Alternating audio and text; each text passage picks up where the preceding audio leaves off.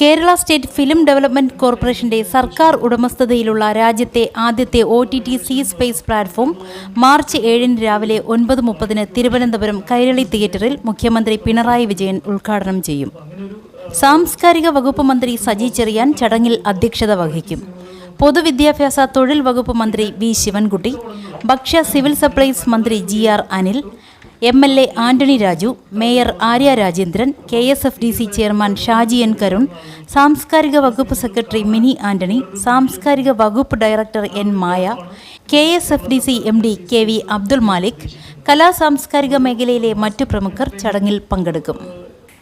രാജ്യത്താദ്യമായി ഒരു സംസ്ഥാന സർക്കാരിന്റെ ഉടമസ്ഥതയിലുള്ള ഓവർ ദ ടോപ്പ്, അതായത് OTT പ്ലാറ്റ്ഫോം അവതരിപ്പിക്കാൻ ഒരുങ്ങി കേരളം.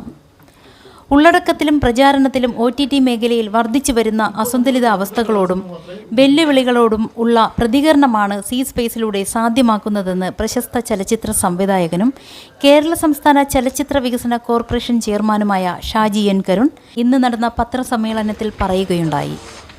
എക്സാക്ട്ലി ആ ഒരു സെഗ്മെന്റാണ് നമ്മൾ ടാർഗറ്റ് ചെയ്യുന്നത്. അല്ല, മത്സര വിഭാഗത്തിൽ വന്ന് വരികയോ ഒരു അവാർഡ് കിട്ടുകയോ ചെയ്ത സിനിമ നമ്മൾ ജൂറി കാണുന്നില്ല. ഇല്ല, അല്ലാതെ വരുന്നതാണ് നമ്മൾ ക്യൂറേറ്റ് ചെയ്യുന്നത്. അത് ഓൾറെഡി ക്യൂറേറ്റഡ് ആണല്ലോ, അപ്പൊ അത് നമ്മൾ വീണ്ടും ചെയ്യും. അവര് തരണം, അതിന്റെ റൈറ്റുള്ള ആള് നമുക്ക് തരണം. ഇപ്പൊ നമ്മൾ സെലക്ട് ചെയ്തിരിക്കുന്ന 42 സിനിമകളിൽ ഏകദേശം 10 മാത്രമേ മറ്റേ ഏതെങ്കിലും ഫെസ്റ്റിവലിലോ ഇതിലോ അവാർഡിലോ പോകാത്തതുണ്ടാവും. ഡയറക്റ്റായിട്ട് നമ്മൾ തോന്നുന്നു ക്യൂറേറ്റ് ചെയ്ത 10 ഉണ്ടാവുള്ളൂ. ബാക്കി 30 കണ്ടന്റും നേരത്തെ എന്തെങ്കിലും ഫെസ്റ്റിവൽ സർക്കിളിൽ പോയി കഴിഞ്ഞാൽ കണ്ടന്റ്. ഡോക്ടർ ബിജുവിന്റെ ഉണ്ടാവും, തന്നിട്ടുണ്ടോ? അദ്ദേഹം തരാമെന്ന് പറഞ്ഞിട്ടുണ്ട്. ഇല്ല, നമ്മളങ്ങനെ വർഷം സ്പെസിഫൈ ചെയ്ത് പറയുന്നില്ല. അത് നമ്മൾ ഈ റൈറ്റ് ഓണർക്ക് താല്പര്യമുള്ളത്, കാരണം നമുക്ക് അവരെ കോപ്പിറൈറ്റ് പ്രൊട്ടക്ട് ചെയ്യണമല്ലോ, അപ്പോൾ അവരെ അനുവദിക്കുന്നതാണ് നമ്മൾ എടുക്കുന്നത്. കാരണം ഇത് നമ്മൾ പർച്ചേസ് ചെയ്യുന്നില്ലല്ലോ, നമ്മളൊരു സിനിമയും ഈ പ്ലാറ്റ്ഫോം പർച്ചേസ് ചെയ്യുന്നില്ല, നമ്മളൊരു പേപ്പർ വ്യൂ ഇതാണ് കൊടുക്കുന്നത്. അപ്പോൾ ഒരു റൈറ്റ് ഹോൾഡർക്ക് നമ്മുടെ OTTയിൽ പ്രദർശിപ്പിക്കാൻ താല്പര്യമുണ്ടെങ്കിൽ നമ്മളത് പ്രദർശിപ്പിക്കുകയും നമ്മുടെ വരുമാനത്തിന്റെ 50% ഈ റൈറ്റ് ഹോൾഡർക്ക് കൊടുക്കുകയും ചെയ്യുന്നൊരു സംവിധാനമാണ്.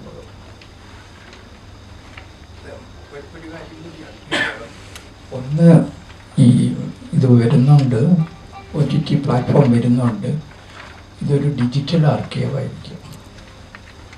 100 വർഷം കഴിഞ്ഞിട്ടും ഈ പടം റിട്രീവ് ചെയ്യും. അപ്പം മലയാള സിനിമയ്ക്ക് ഒരു ഡിജിറ്റൽ ആർക്കൈവും കൂടിയാണ് ഇതിൻ്റെ കൂട്ടത്തിലുണ്ടാകുന്നത്. അപ്പം എൻ്റെ ഒരു പടം കാണണമെന്ന് പലരും പറയാറുണ്ട് കണ്ടന്റ്. അപ്പം ഒരു ഡിജിറ്റൽ ആർക്കൈവും കൂടിയാണ്. അപ്പം മലയാള സിനിമയ്ക്ക് OTT മാത്രമല്ല അതിൻ്റെ ഒരു കാരണമാകുന്നത്. ഒരു ആർക്കൈവ് എന്നുള്ള നിലയ്ക്ക് നമ്മൾ ഒരുപക്ഷെ പഴയ പടങ്ങളടക്കം ഇത് വളരെ പതുക്കെ, ഇപ്പോഴത്തെ ഒരവസ്ഥ നേരത്തെ ഞാൻ സൂചിപ്പിച്ച പോലെ തന്നെ ഫിനാൻഷ്യൽ ആദ്യം പടം ഉണ്ടാക്കി വിൽക്കുക എന്ന് മാത്രമാണ്. അതൊരു ടോട്ടൽ ബിസിനസ് പ്രപ്പോസലാണ്. പക്ഷേ ഇവിടെ നമ്മുടെ ഓഡിയൻസിൻ്റെ മലയാള സിനിമ എന്ന് പറയുന്നത് എല്ലാ ലാംഗ്വേജുകളിലും മൊഴിമാറ്റം ചെയ്യുന്നുണ്ട്. അതുമാത്രമല്ല, ലോകത്ത് ഒരുപാട് മലയാളികളുണ്ട്. അപ്പം അമേരിക്ക ആയാലും ഇംഗ്ലണ്ടായാലും മറ്റുള്ള എല്ലാ സ്ഥലത്തും, UAE പ്രത്യേകിച്ച്. അപ്പം അവർക്ക് കാണാനുള്ളൊരു സൗകര്യം കൂടി ഉണ്ടാകുന്നു എന്നുള്ളതാണ്.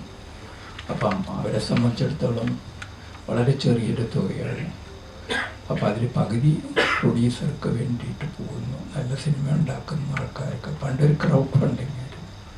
പക്ഷെ ഇപ്പം ക്രൗഡ് ഫണ്ട് എന്ന് പറയുന്നത് നിങ്ങൾക്ക് നിങ്ങളുടെ ഫ്രണ്ട്സിനോടും മാസ് മീഡിയയോടും അതുപോലെ ഇൻസ്റ്റാഗ്രാം അങ്ങനെയുള്ള എല്ലാ പലതും ഉപയോഗിച്ച് നിങ്ങളുടെ ഫ്രണ്ട്സിനോട് തന്നെ സിനിമ കാണാൻ ആവശ്യപ്പെടാം. അതിൻ്റെ പകുതി പ്രൊഡ്യൂസർക്ക് കിട്ടുന്നു എന്നുള്ളതാണ്. അപ്പോൾ അത് നല്ല പ്രൊഡ്യൂസേഴ്സിന് തിരിച്ചു വരവാകും. ആ തിരിച്ചു വരവ് സിനിമയ്ക്ക് വളരെ സംസ്കാര സമ്പന്നരായിട്ടുള്ള ഓഡിയൻസിനെയും സംഭാവന ചെയ്യും.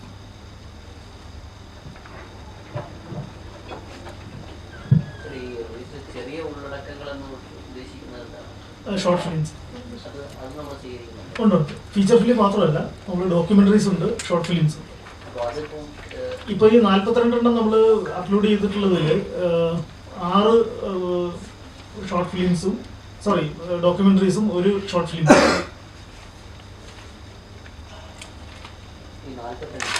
ഇപ്പോൾ 42 ഇപ്പോൾ നമ്മൾ 7-ാം തീയതി പ്ലാറ്റ്ഫോമിൽ ലോഞ്ച് ചെയ്യുമ്പോൾ പ്ലാറ്റ്ഫോമിൽ 42 കണ്ടന്റാണ് അവൈലബിൾ ആയത്.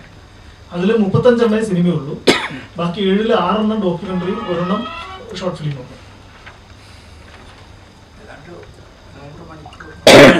100 മണിക്കൂറിലധികം അതായിരുന്നു നമ്മുടെ ഒരു ടാർഗറ്റ്. നമ്മൾ ലോഞ്ച് ചെയ്യുമ്പോൾ 100 മണിക്കൂർ കാണാനുള്ള കണ്ടന്റ് അവൈലബിൾ ആയിരിക്കണം എന്നുള്ളതായിരുന്നു.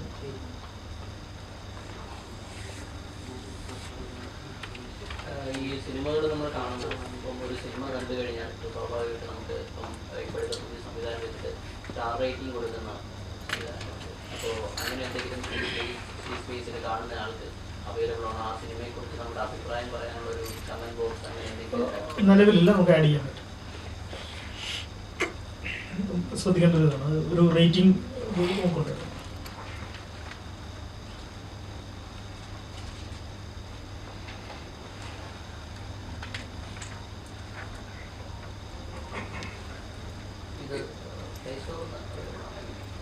മറ്റേ പ്ലേ സ്റ്റോറിലും ആപ്സ് മറ്റേ ഐഫോൺ ഇതിലും 2-ലും അവൈലബിൾ ആയിരിക്കും 7-ാം തീയതി.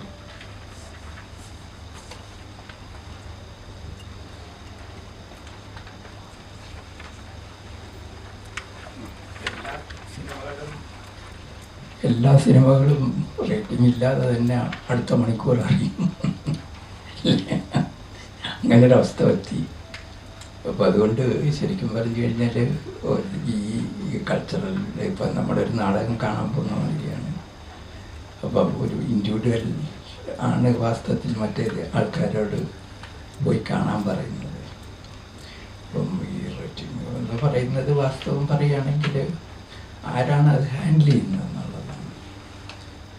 അപ്പം അത് നമുക്ക് ഇപ്പോഴത്തെ ഒരവസ്ഥ നമുക്കറിയാവില്ല. ഒരു കഴിഞ്ഞ 10 വർഷത്തിൻ്റെ ഉള്ളിൽ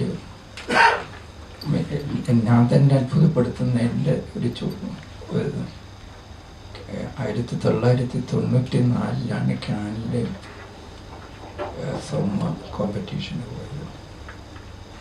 അപ്പം 94 കഴിഞ്ഞ് ഇന്നിപ്പം ഇല്ല 30 വർഷം കഴിഞ്ഞു.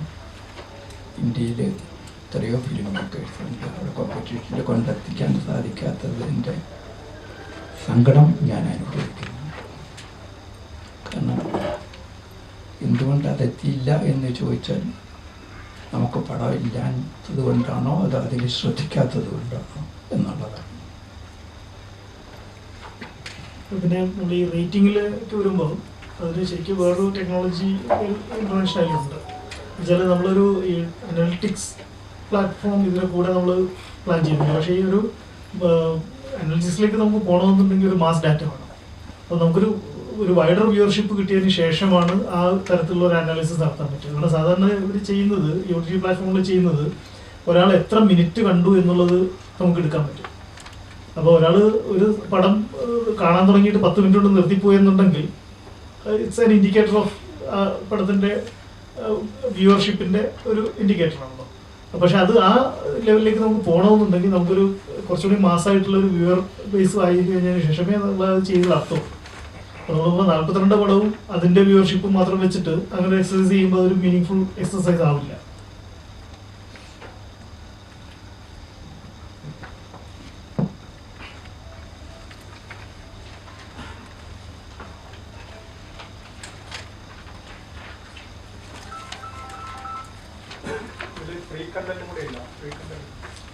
ഫ്രീ കണ്ടന്റ് നമ്മൾ കുറച്ച് ആഡ് ചെയ്യും. ഇപ്പം ഇല്ല, അത് നമ്മൾ സർക്കാർ തലത്തിൽ തീരുമാനം എടുക്കേണ്ടതുണ്ട്. നമ്മൾ ഗവൺമെന്റ് പ്രൊഡ്യൂസ് ചെയ്ത ചില കണ്ടന്റ് ഫ്രീ ആയിട്ട് അവൈലബിൾ ആക്കാനുള്ള ശ്രമം നടത്തുന്നുണ്ട്. കലാമണ്ഡലം അങ്ങനെയുള്ള നമ്മുടേതായിട്ടുള്ള അങ്ങനെ പല കണ്ടന്റുകളും വന്നോളൂ. അതൊക്കെ നേരത്തെ സൂചിപ്പിച്ച ആർക്കൈവ് അതൊക്കെ സ്റ്റഡി മെറ്റീരിയലായിട്ട് മാറും. അതിനേക്കാൾ ഉപരി ഈ പടങ്ങൾ ഫിലിം സൊസൈറ്റിയെ ഒരുപാട് പടം കാണാൻ ഇപ്പം പലരും കാണിക്കാൻ സ്ഥലമില്ലാതെ ഈ പടം ഇവിടെ നിന്ന് അന്വേഷിക്കുന്ന സ്ഥലത്ത് ഫിലിം സൊസൈറ്റി പ്രസ്ഥാനം ഉയരും. അപ്പം അതിൻ്റെ ഫിലിം മേക്കേഴ്സിനെ കൊണ്ട് അവരെ സംബന്ധിച്ചിടത്തോളം കൂടുതൽ ഒരുപക്ഷെ ഡിസ്കഷനും അതിനെപ്പറ്റി കൂടുതൽ അറിയാനൊക്കെ ഉള്ള സന്ദർഭങ്ങൾ കൂടും എന്നുള്ളതാണ്. അത് വളരെ വ്യക്തമായിട്ട് നമുക്ക് പലപ്പോഴും കൊണ്ടെത്തിക്കാൻ സാധിക്കുന്നത് എന്താണെന്ന് വെച്ച് കഴിഞ്ഞാൽ നമ്മളൊരു ഈ നമ്മുടെ പ്രൊഡ്യൂസർമാരാണ് സിനിമ ഉണ്ടാക്കുന്നത്. അപ്പോൾ അവർ നല്ല സിനിമ ഉണ്ടാക്കാൻ പ്രോത്സാഹിപ്പിക്കുന്നു, നല്ല സിനിമയുള്ള ഫിലിം മേക്കേഴ്സ് വരുന്നു, ഓഡിയൻസിൻ്റെ എണ്ണം കൂടുന്നുണ്ട്. അതും കഴിഞ്ഞതിന് ശേഷം നമ്മൾ പൂർണ്ണമായിട്ടും ഒരു പക്ഷേ മീഡിയോക്രസിയിൽ നിന്ന് രക്ഷപ്പെടുന്ന ഒരു ജനത ആയിട്ട് അത് ശാസ്ത്രം നമുക്ക് തന്ന ശക്തി നമ്മളവിടെ ഉപയോഗിക്കുന്നു എന്നുള്ളതാണ്. മീഡിയോക്രസിയെ തുടച്ചു മാറ്റാനായിട്ട് ശാസ്ത്രം ഉപയോഗിക്കുന്നു. ഇപ്പോൾ ഞാനൊരു സിനിമ കാണും, അപ്പോൾ അത് ഈ സീരീസിൽ വയ്ക്കുമ്പോൾ എൻ്റെ സിനിമ എത്ര പേര് കണ്ടു എന്നുള്ളത് അറിയാം. അപ്പോൾ പബ്ലിക്കിന് അറിയാൻ പറ്റാതോ? പബ്ലിക്കിന് അറിയില്ല, ഈ കണ്ടന്റ് ഓണർക്ക് അറിയും. പിന്നെ നമ്മൾ നേരത്തെ സൂചിപ്പിച്ച ഫ്രീ കണ്ടന്റിനെ പറ്റിയുള്ളതിൽ അതിൽ ഒരു ചർച്ച നടന്നുകൊണ്ടിരിക്കുന്നത് നമ്മൾ സ്കൂൾ കലോത്സവത്തിലെ വിന്നിങ് എൻട്രീസിൻ്റെ ഒരു ആർക്കൈവാണ്. കാരണം അതിൽ വലിയൊരു ഡിമാൻഡുണ്ട്. ഇപ്പം അതാത് വർഷങ്ങളിൽ മത്സരിക്കുന്ന ആളുകൾക്ക് മുന്നിലുള്ള മത്സരങ്ങളുടെ ക്വാളിറ്റി വീഡിയോ കാണണമെന്നൊക്കെ ഉണ്ടെങ്കിൽ ഇപ്പോൾ യൂട്യൂബിലുള്ള ഇതൊക്കെ ഉള്ളൂ. അപ്പോൾ അതിനൊരു ആർക്കൈവ് തുടങ്ങുന്നതിന് വിദ്യാഭ്യാസ വകുപ്പായിട്ടുള്ളൊരു ചർച്ച നടക്കുന്നുണ്ട്. അതേപോലെ PRDയുടെ ഓണർഷിപ്പിലുള്ള കുറച്ച് നല്ല കണ്ടന്റ് ഉണ്ട്. അത് നമ്മൾ അതൊക്കെ ഇനി സർക്കാർ തലത്തിലൊരു തീരുമാനമായിട്ട് വരേണ്ട കാര്യങ്ങളാണ്. അക്കാഡമിയുടെ കയ്യിൽ കുറേ ഇതുണ്ട്, അത് നമ്മൾ ഇതിലേക്ക് അസിമുലേറ്റ് ചെയ്യണം. ഇപ്പോൾ അക്കാഡമിയും കോർപ്പറേഷനും തമ്മിൽ ഒരു സഹോദര ബന്ധമാണല്ലോ ഉള്ളത്. ഒരേ വകുപ്പിൻ്റെ കീഴിൽ തന്നെയുള്ള ഏതാണ്ട് ഒരേ ആളുകൾ തന്നെ നയിക്കുന്ന സംവിധാനമല്ലേ.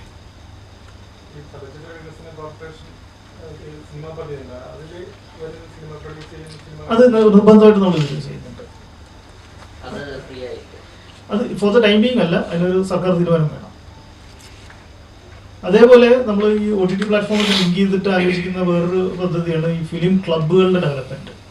നമ്മുടെ സ്കൂൾ കോളേജ് വിദ്യാർത്ഥികളുടെ ഫിലിം ആസ്വാദനക്ഷമത ഉയർത്തുന്നതിന് വേണ്ടി ഫിലിം ക്ലബ്ബുകളെ മറ്റേ നമ്മൾ സപ്പോർട്ട് ചെയ്യുകയും അത് KSFDCയിൽ മറ്റേ എന്താ പറയുക എൻലിസ്റ്റ് ചെയ്യുന്ന ക്ലബ്ബുകൾക്ക് നമ്മൾ മറ്റേ മാസ്റ്റർ ക്ലാസ്സസ് ഓൺലൈനായിട്ട് കൊടുക്കുക, അങ്ങനെയുള്ള അത് ഈ OTTയിൽ കാണിക്കുന്ന കണ്ടന്റും കൂടെ വെച്ചുകൊണ്ട്. അപ്പോൾ ഉദാഹരണത്തിന് ഇപ്പം ഇപ്പം ഫിലിം ക്ലബ്ബുകൾക്ക് ഇപ്പോൾ OTTയിൽ നമ്മളുള്ള ഒരു പ്രത്യേക സിനിമ ഒരു ദിവസം എല്ലാ ക്ലബ്ബുകളും ഒന്നിച്ച് സ്ക്രീൻ ചെയ്യുകയാണെങ്കിൽ അന്ന് ആ ഫിലിം മേക്കർ ഈ കുട്ടികളുമായിട്ട് ഓൺലൈനിൽ സംവദിക്കാനുള്ള ഒരു അവസരം ഉണ്ടാക്കി കൊടുക്കുക. അങ്ങനെയുള്ള കുറേ റീച്ച് ഔട്ട് പ്രോഗ്രാംസ് കൂടി ഇതിന് കൂടുതൽ OTT ആയിട്ട് ലിങ്ക് ചെയ്ത് കൊണ്ടുവരുന്നുണ്ട്. അതെ, അല്ല സബ്സ്ക്രിപ്ഷൻ അല്ല. നിങ്ങളൊരു സിനിമ പർച്ചേസ് ചെയ്താൽ 3 മാസം നിങ്ങൾക്ക് ഡൗൺലോഡഡ് ആയിട്ട് അവിടെ നിങ്ങളുടെ മെമ്മറിയിൽ കിടക്കും. അത് നിങ്ങൾ വ്യൂ ചെയ്ത് തുടങ്ങിക്കഴിഞ്ഞാൽ 72 hours കാണാം. നമ്മൾ പർച്ചേസ് ചെയ്തു, കണ്ടു തുടങ്ങിയിട്ടില്ലെങ്കിൽ 3 മാസം നിങ്ങളുടെ ഫോൾഡറിൽ കിടക്കും. കണ്ടു തുടങ്ങിയാൽ 72 മണിക്കൂർ മൊബൈലിൽ നിങ്ങളുടെ മറ്റേ C-Spaceന്റെ ഫോൾഡർ നിങ്ങളുടെ മൊബൈലിൽ ഈ C-Space ആപ്പ് ഉണ്ടാവുമല്ലോ, അതിൽ നിങ്ങളുടെ യൂസർ ID-യിൽ ഓപ്പണബിൾ ആയിട്ട് കിടക്കും. അതേപോലെ ഒരു ഇത് പർച്ചേസ് ചെയ്താൽ ഒരു ID-യിൽ നിന്ന് 3 ഡിവൈസ് വരെ യൂസ് ചെയ്യാം. മൊബൈൽ പ്ലാറ്റ്ഫോം അല്ല, മറ്റേ വെബ് കിട്ടും.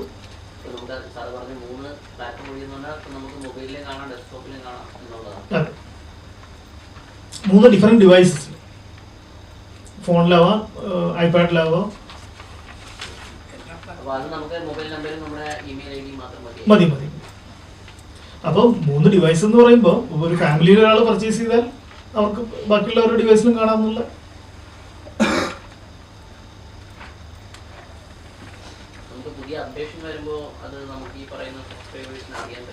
നമുക്ക് റെഗുലർ സബ്സ്ക്രൈബേഴ്സ് ഇല്ലല്ലോ.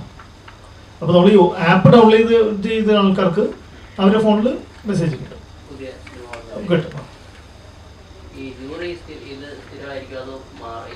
അത് നമുക്ക് 60ഓളം പേരുള്ള ഒരു പാനലാണ്.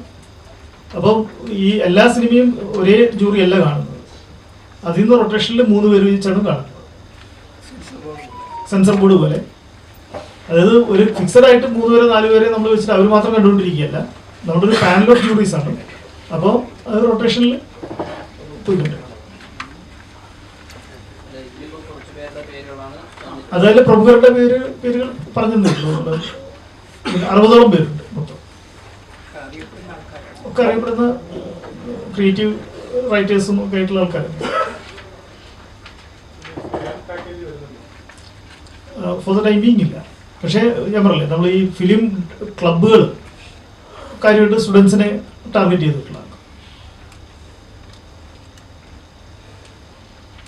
അത് മറ്റേ ഈ ക്ലബ്ബുകൾക്ക് നമ്മൾ OTT വഴി ഒരു റീച്ച് ഔട്ട് ഉണ്ടാക്കി കഴിഞ്ഞിട്ട് ഭാവിയിൽ ചില സിനിമകൾ നമ്മൾ തിയേറ്ററിലും ഈ ക്ലബ്ബുകൾക്ക് വേണ്ടി സ്ക്രീൻ ചെയ്യുക, അങ്ങനെയുള്ള ഒരു ഇൻ്റഗ്രേറ്റഡ് പാക്കേജാണ്. OTT മാത്രമല്ല, ഈ ക്ലബ്ബ് കുട്ടികളുടെ ഇടയിലുള്ള ആസ്വാദനക്ഷമത വർദ്ധിപ്പിക്കാനുള്ള പല പരിപാടികളിൽ ഒന്നാണ് OTT ലിങ്ക് ചെയ്യുന്നത്. ഒരു വർഷം എടുക്കും സ്റ്റെബിലൈസ് ചെയ്യാനായിട്ട്. ആ ഒരു വർഷം നമ്മൾ വാസ്തവത്തിൽ ഒരു കൾച്ചറൽ ആക്ടിവിറ്റി ആയിട്ട് എടുത്താൽ മതി, ഒരു കൾച്ചറൽ ആക്ഷനായിട്ട് എടുത്താൽ മതി. ഒരു വർഷം കഴിയുമ്പോൾ ആൾക്കാർ പലരും ഇന്നത്തെ ബിസിനസ് എത്തിക്സ് മാറ്റിയെടുക്കുന്നതിൻ്റെ വലിയൊരു ശ്രമത്തിൻ്റെയും കൂടെ ഒരു ഭാഗം അത്.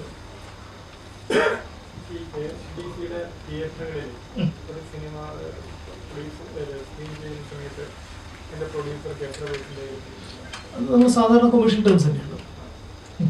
പക്ഷേ ഇതിലിപ്പം ഈ OTT ആയിട്ടുള്ള പ്രത്യേകത എന്താണെന്ന് വെച്ച് കഴിഞ്ഞാൽ നമ്മൾ ഈ നമ്മുടെ OTT പ്ലാറ്റ്ഫോംസിൻ്റെ സാധാരണ പ്ലാറ്റ്ഫോംസിൻ്റെ ബിസിനസ് മോഡലല്ല നമ്മളിവിടെ ഉപയോഗിക്കുന്നത്. അപ്പം ഒരു ഇന്നോവേഷൻ എന്ന് പറയുന്നത് നമുക്ക് എന്താ പറയുക, ഒരു സമയം ഒരു സ്പോട്ടിൽ ഫ്രീസ് ചെയ്യാൻ പറ്റുന്നതല്ല. അപ്പോൾ ഇതിലിങ്ങനെ ആശയങ്ങൾ പുതിയത് വന്നുകൊണ്ടിരിക്കും. അപ്പോൾ സാർ പറഞ്ഞ പോലെ അതൊന്ന് സ്റ്റെബിലൈസ് ചെയ്തിട്ട് നമ്മളൊരു ഫുൾ ഫ്ലെഡ്ജ്ഡ് ഒരു ആക്ടിവിറ്റി ആവാൻ ചിലപ്പോൾ 4-5 വർഷം എടുക്കും. അപ്പോൾ നമ്മളിപ്പോൾ ഒരു ബഡിങ് സ്റ്റേജിൽ we are open to all innovative thoughts. ഇത് നമ്മൾ എടുക്കാൻ പറ്റുന്നതിലേക്ക് എടുക്കുകയും, അതായത് നമ്മളൊരു കൊമേഴ്ഷ്യൽ OTT പ്ലാറ്റ്ഫോമിൻ്റെ ബിസിനസ് മോഡൽ റെപ്ലിക്കേറ്റ് ചെയ്യലോട് ചെയ്യുന്നത്, നമ്മൾ പുതിയൊരു മോഡൽ ക്രിയേറ്റ് ചെയ്യണം. അപ്പം തുടക്കത്തിൽ നമ്മളൊരു ബ്രോഡർ ഫ്രെയിംവർക്ക് ഉണ്ടാക്കി കഴിഞ്ഞിട്ട് അതിലേക്ക് മറ്റ് ആശയങ്ങളും ഇന്നോവേഷൻസ് എല്ലാം നമ്മൾ ഇൻകോർപ്പറേറ്റ് ചെയ്തുകൊണ്ട് മുന്നോട്ട് പോകേണ്ടി വരും. അപ്പോൾ അതാണ് സാർ പറഞ്ഞത്, അത് സ്റ്റെബിലൈസ് ചെയ്യാൻ കുറച്ച് സമയം എടുക്കുന്നു. അല്ല, we are open to all suggestions.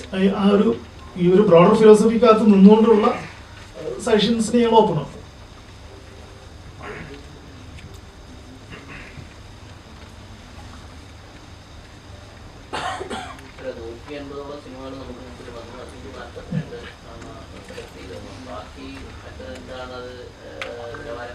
അതാണ് നമ്മുടെ ജൂറി വിലയിരുത്തിയിട്ട്, നമ്മുടെ ക്യൂറേറ്റേഴ്സ് വിലയിരുത്തിയിട്ട് നമുക്ക് നിലവാരം പോരാ എന്ന് തോന്നിയ സിനിമകളാണ് ഒഴിവാക്കിയിട്ടുള്ളത്.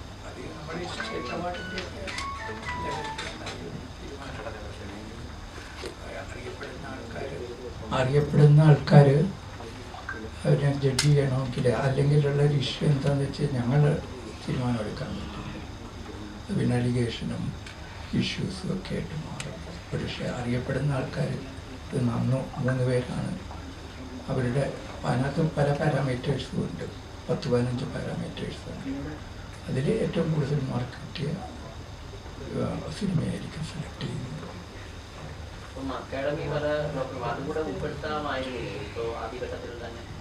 പിന്നെ ആദ്യഘട്ടത്തിൽ ആ ഒരു ഇതിലേക്ക് പോകണമെന്ന് നമ്മൾ സെലക്ട് ചെയ്തെടുക്കാനും, പിന്നെ ഈ പല അക്കാഡമിയിലുള്ള കണ്ടന്റ് എന്ന് പറഞ്ഞാൽ കുറച്ചുകൂടി ഹിസ്റ്റോറിക്കാണ്.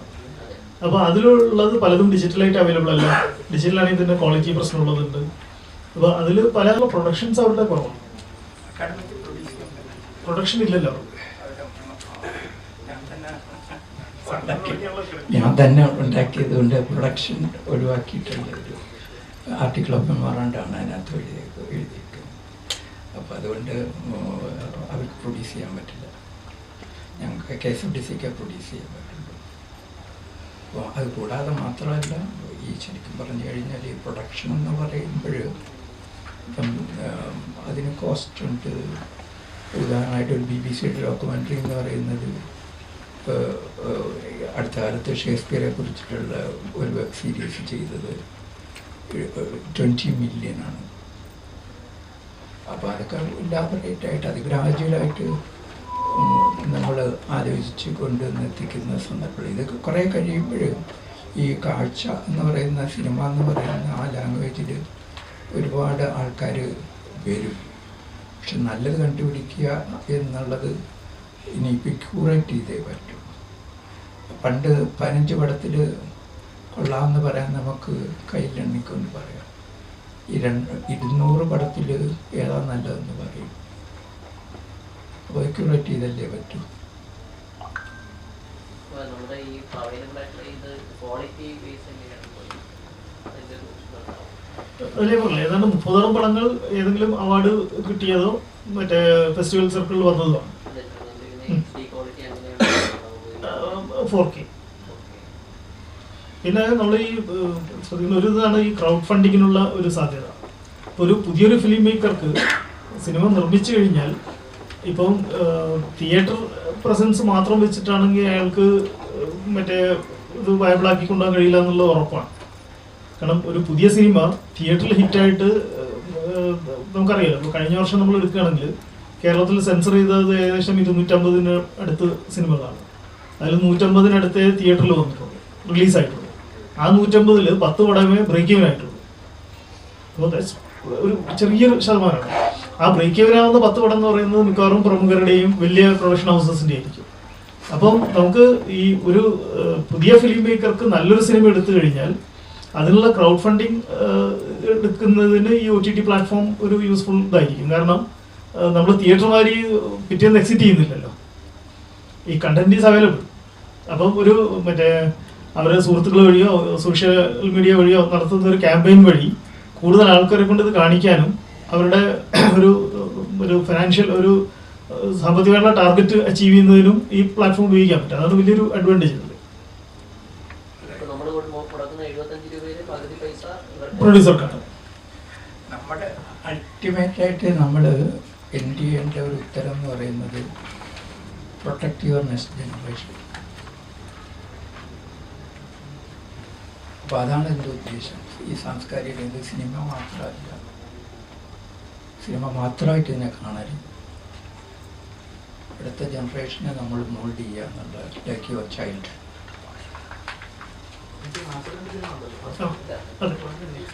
42 35 ഫീച്ചർ ഫിലിം.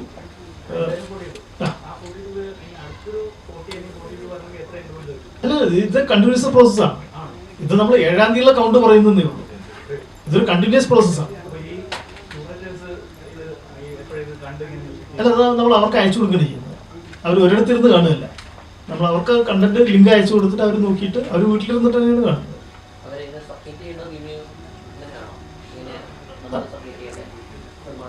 അത് ഏത് ഫോമാറ്റിലാണ് സൈത്ത്? ലിങ്ക്.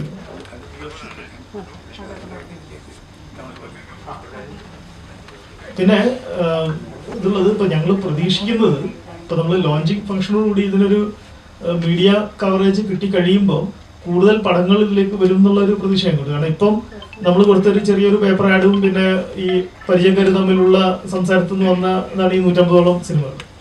ശരിക്കും കേരളത്തിൽ ഓരോ വർഷം പ്രൊഡ്യൂസ് ചെയ്യപ്പെടുന്ന സിനിമകളുടെ എണ്ണം വെച്ച് നോക്കുമ്പോൾ അത് വളരെ ചെറുതാണ്.